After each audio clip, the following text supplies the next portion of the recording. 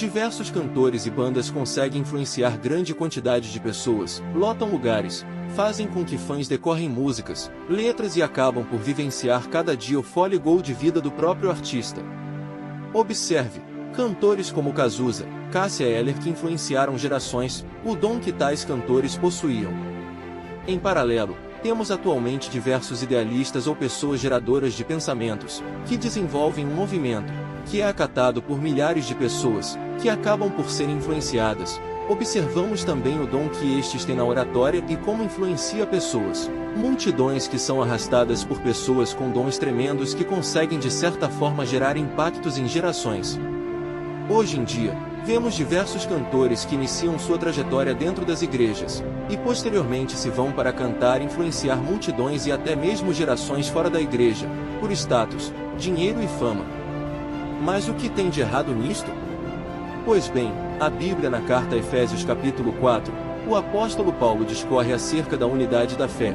Nos primeiros versículos ele inicia exortando o povo cristão sobre seu devido comportamento, como é digno da vocação com que fostes chamados, advertindo que devemos tratar a todos com amor, humildade, mansidão, suportando-vos uns aos outros. Além de afirmar que nós todos os cristãos somos um só corpo, com só um Espírito, chamados em uma só esperança de vocação, por um só Senhor, uma só fé, um só batismo, um só Deus e Pai de todos, o qual é sobre todos, e por todos, e em todos, conforme versículos 3 a 6. No versículo 7 o apóstolo Paulo diz: mas a graça foi dada a cada um de nós segundo a medida do dom de Cristo. Em hebraico, a palavra dom significa presente, dádiva. Aqui, Paulo está a declarar que o dom é algo que vem de Cristo, não é gerado pelo homem, nem por esforço algum humano, ou seja, estudar e se aperfeiçoar em cima do dom, é a obrigação daquele que o possui, porém o seu uso é que deve ser cauteloso, utilizado com zelo, com responsabilidade. Cabe destacar que, existe o dom e o talento. Talento é resultado de algo que já vem em sua genética ou de um treinamento em algo. Já o dom é o resultado do poder do Espírito Santo, porém alguns utilizando esse poder para outros caminhos. No versículo 8 Paulo diz: pelo que diz, subindo ao alto, levou cativo o cativeiro e deu dons aos homens. Aqui Paulo está declarando que Cristo na sua ascensão aos céus, levou cativo o cativeiro, que aqui está simbolizando o pecado que aprisionava os homens da morte. Com isso Cristo deu dons aos homens. Em outras palavras, o apóstolo Paulo está dizendo que Cristo, ao levar o pecado sobre si, e tirado ele do mundo aqui se refere aos cristãos, ele derramou sobre estes mesmos dons.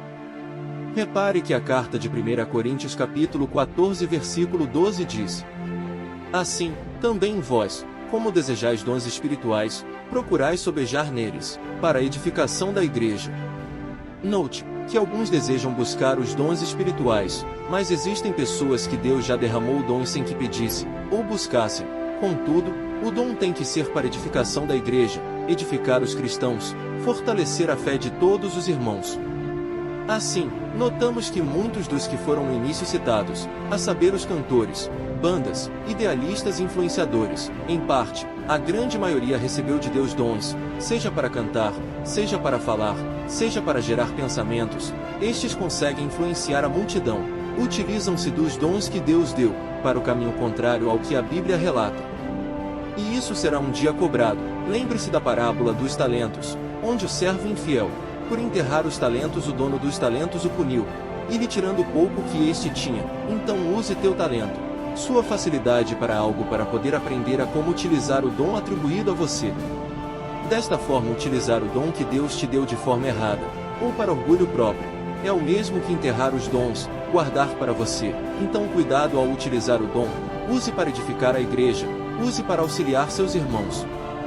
Que Cristo Jesus, na sua infinita misericórdia, lhe direcione e te ajude a utilizar os dons que Ele te deu na forma correta, na edificação da igreja e dos irmãos.